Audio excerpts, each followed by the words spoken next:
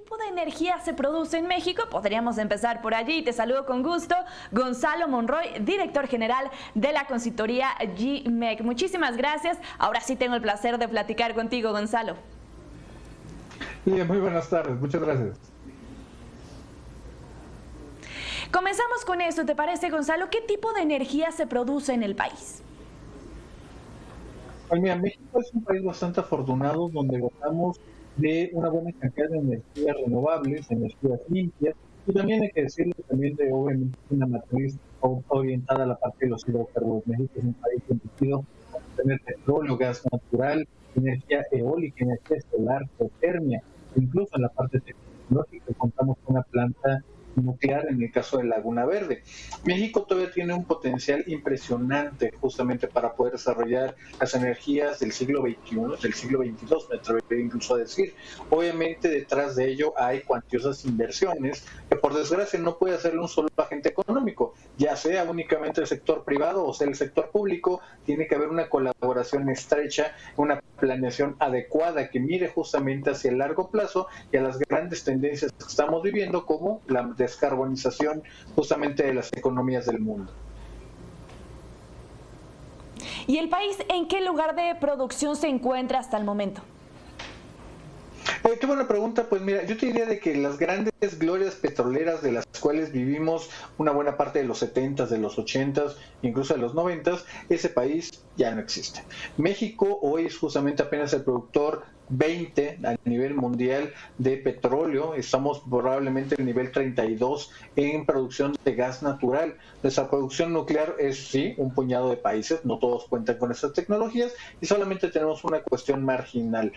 Donde México todavía tiene un potencial, hay que decirlo de esa manera, potenciales importantes, tiene que ver más en la generación de energías limpias, principalmente energía eólica y energía solar. Cabe recordar que en la administración pasada, cuando se hicieron las subastas eléctricas, en su momento México logró atraer el precio más barato de energía eólica del mundo y el segundo más barato a nivel mundial, solo detrás de Omán, un país en la península arábiga, que alcanzamos en la energía solar. Obviamente México también tiene un potencial importante en la parte sur, sobre todo en la parte hidroeléctrica, no tanto en la parte norte donde hay una sequía bastante importante, además de que podremos tener unos potenciales proyectos de energía de largo plazo, llámese por ejemplo la captura de carbono para ir descarbonizando, pero también incluso la producción de energía a través de hidrógeno. México es un país que está en el umbral de tener las ventajas de los países desarrollados, además de tener un potencial importante en su población todavía muy joven y muy abundante. Hablabas de esta energía solar, la energía eólica, por ejemplo, pero ¿qué falta para que México logre explotarlas al 100%? Pues principalmente necesitamos tres elementos. Uno, yo te diría que unas políticas públicas acordes a este tipo de proyectos, y obviamente es algo que hemos visto principalmente en esta administración, que se ha mostrado particularmente hostil, esa es la palabra, hostil a este tipo de inversiones. Hay que decirlo, estas inversiones están abiertas a cualquier participante de la industria, incluida la propia CFE. CFE podría ser el gran campeón de la energía eólica y de la energía solar, pero ha decidido no hacerlo. Ha decidido seguir todavía apostando a una producción, yo te diría, bastante rudimentaria del carbón, sobre todo en las plantas de Coahuila, una que tenemos en Petacalco, Michoacán. Tenemos también una producción, parecería muy incongruente por el lado de las hidroeléctricas, que se habla de tratar de repotenciarlas cuando la mitad del país está en una crisis hídrica como no se había visto en los últimos 25 años. Obviamente México requiere certidumbre a las inversiones de cualquier tipo, no solamente en el sector energético. Así que tratar de armonizar estas dinámicas, yo te diría globales, como es la transición energética, junto con dinámicas muy locales que tienen que ver con el desarrollo de las inversiones en conjunto con el desarrollo de las comunidades donde se desarrollen esos proyectos, son dos elementos clave para poder llevar a buen puerto esas inversiones.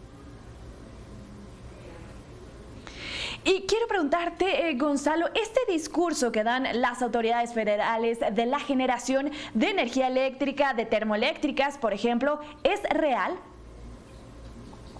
Qué buena pregunta. Y mira, gran parte de este mensaje se ha concentrado en tratar de hacer una distinción entre energías renovables, que típicamente sería la energía solar y la energía eólica, y tratar de englobarlo en energías limpias para poder meter ahí la parte de las hidroeléctricas. La mitad de las hidroeléctricas del país son de la Comisión Federal de Electricidad y el 50% restante son prácticamente mini hidros, pequeña producción.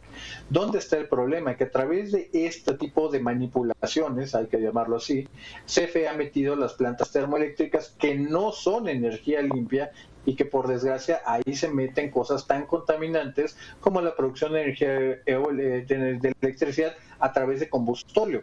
Uno de los grandes problemas del combustóleo es que al quemarlo se produce uno de sus subproductos, es el dióxido de azufre, que por desgracia está altamente correlacionado lidia justamente a problemas como enfisema pulmonar, cáncer de pulmón o EPOC. Obviamente lo que podemos ahorrarnos los cuantos centavos en la energía eléctrica lo estamos pagando con un mayor gasto de salud y obviamente en calidad de vida de la población.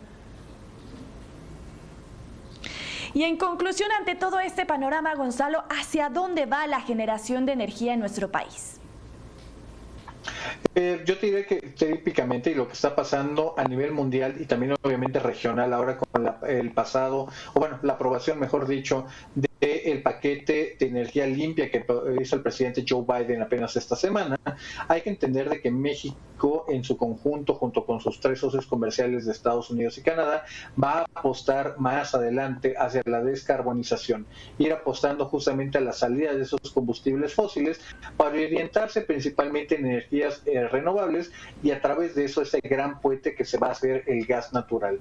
De hecho, las plantas más importantes, las adiciones de capacidad al parque de generación, vienen precisamente por ciclos combinados alimentados de gas natural. No se espera una facilidad, yo diría que un ambiente propicio para las inversiones, pero es uno de los elementos claves a esperar a cuál va a ser el destino o la orientación que tenga la siguiente administración después de la que estamos viviendo en este momento. Gonzalo, muchísimas gracias por la charla de esta tarde. Estoy segura vamos a seguir pues abonando y platicando sobre este tema aquí en Mega Noticias y será un gusto volver a coincidir contigo. Claro que sí, Lidia, te mando un tremendo abrazo a ti y a todo tu público.